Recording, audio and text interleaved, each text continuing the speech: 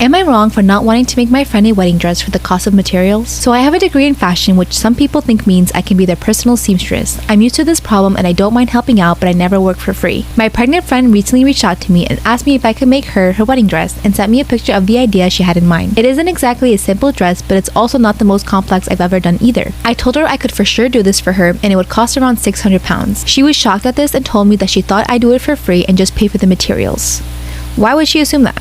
I pointed out how many hours this would take me to do and all the hand embroidery needed. Then I explained I was doing this for a quarter of the price I charge other people because she's my friend. At this point, she started to get very upset, telling me I have no idea how much stress she's under with the wedding and the fact she's pregnant and how money is tight and how this should be my wedding gift to her and how great it looked in my portfolio. I don't think I'm being unreasonable to want some money for this, but other friends are telling me it's horrible how I'm wanting to charge her for this and it's not like I'm a high-end bridal shop. So am I being unreasonable? No, your friends suck.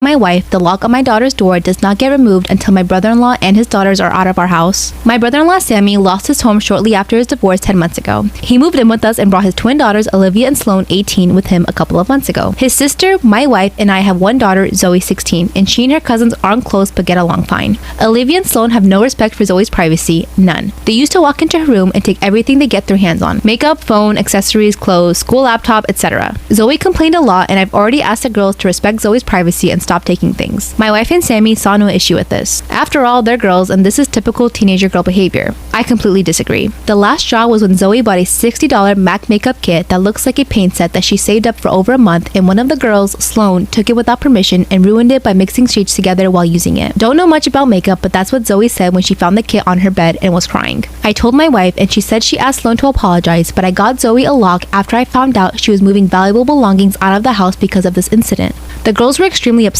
Sammy asked about it and I straight up told him. He said, "My girls aren't thieves. It's normal that girls of the same age borrow each other's stuff." He said that Zoe could easily get another makeup kit for $15 from Walmart and shouldn't even be buying expensive adult makeup in the first place, and suggested my wife take care of this defect in Zoe's personality trying to appear older than she is. Oh, this is where the claws come out. He accused me of being overprotective and babying Zoe with this level of enablement. I told him that this is between me and my wife, but she shamed me for putting a lock on Zoe's door for her cousins to see and preventing them from spending time with her, saying I was supposed to treat them like daughters, then demanded I remove it, but I said this lock does not get removed until her brother and his daughters are out of the house. She got mad I was implying we kicked them out and said her family will hate me for this, so I reminded her that I let Sammy and his family move in, which is something her own family refused to do, so she should start with shaming or blaming them for not taking their own son and nieces and granddaughters in. If it wasn't for her family's unwillingness to help, we wouldn't be dealing with this much disturbance at home. Everyone's been giving me and Zoe silent treatment and my wife is very much upset over this. Go dad, good for you. Am I wrong for giving my daughter's vegan friend meaty... Sorry, do it again. Wait. Okay, Bisma.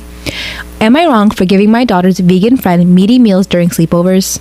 My daughter and her friend Em are both 12 years old and like to have sleepovers every now and then. Em's family maintains a strict vegan diet where she isn't even allowed to drink milk. That's what... Yeah, okay. Her parents are nice people, although a bit on the neurotic side. So whenever she's over, I always make a big meaty meal for them. Last weekend, I made some cheeseburgers and steak for them on the grill with a big glass of milk. Em absolutely loves it and always politely asks for more, which I happily provide. Em is a bright young girl and she's a good friend to my daughter, but I notice how much smaller and paler she is compared to my daughter. I think it's likely tied to her family's diet. Not for you to decide. For snacks, I give them some of my Venetian turkey. For breakfast, I typically make a big plate of scrambled eggs and bacon, again with a big glass of milk. Despite her size, Em always wolfs down whatever I make, and I have to say, every time she leaves, it looks like she has a healthy glow to her.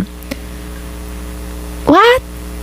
I know I probably shouldn't be doing this, but I think Em is a bit malnourished. Nothing against vegans or anything. She knows she'll get in big trouble if she tells her folks. I think she fibs a bit to her parents about what she eats here. So it got me thinking, am I wrong for letting my daughter's vegan friend eat meat at my house? Fam, like, some of these things, like, you can't. I'll give you this. You had good intentions. That's it.